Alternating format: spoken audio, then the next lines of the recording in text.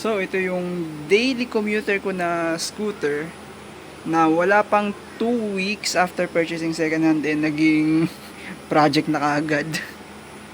It because of one thing that happened nung first time ko tong ginamit papasok ng trabaho.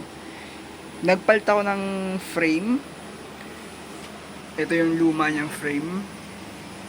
Sa lumang frame, highly ineffective ang pwesto ng shocks dahil nakaupo ako and yung harapan lang yung na-absorb.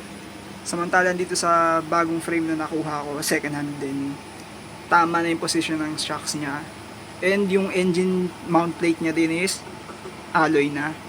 So, mas matibay, mas magaan. At ngayon ikakabit ko ulit yung makina niya.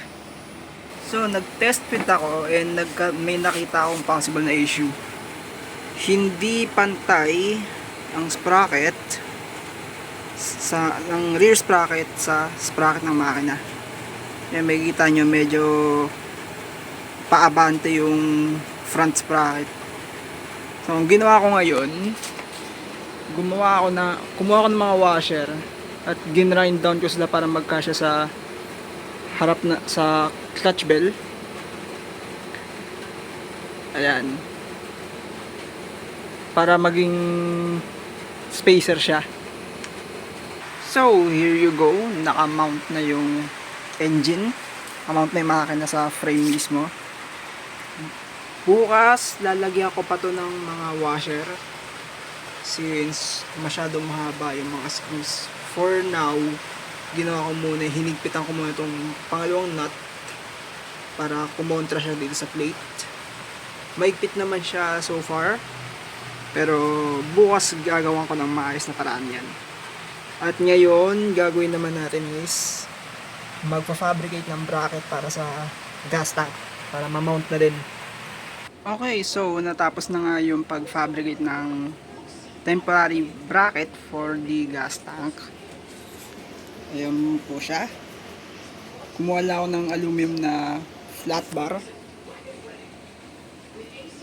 Tapos pinutol, barena. Tapos kinabitan ng mga screws. Naka-mount na din ulit yung rear na gulong.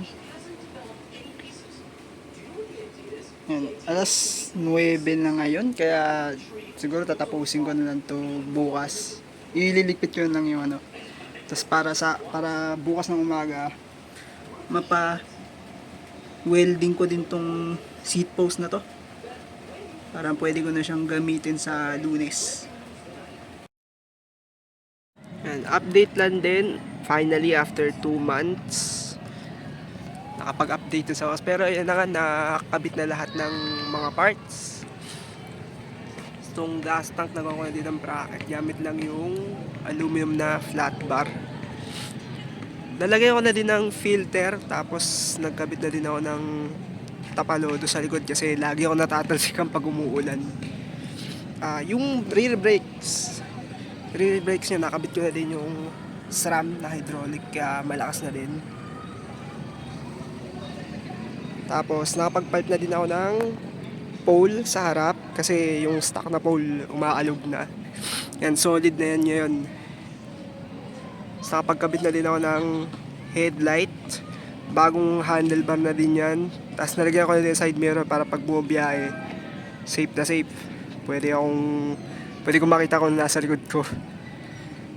Yung harap na preno, nakakapagawa ko pa lang ng adapter para makakapagkabit ng 180mm na rotor pang mountain bike. Sorry guys kung ganito yung boss ko kasi kakagaling ko lang din sa sipon. Pero ayan yung update so far. Meron na din akong mga iba pa nakaabang na parts dyan na ikakabit ko na lang din, kaya stay tuned.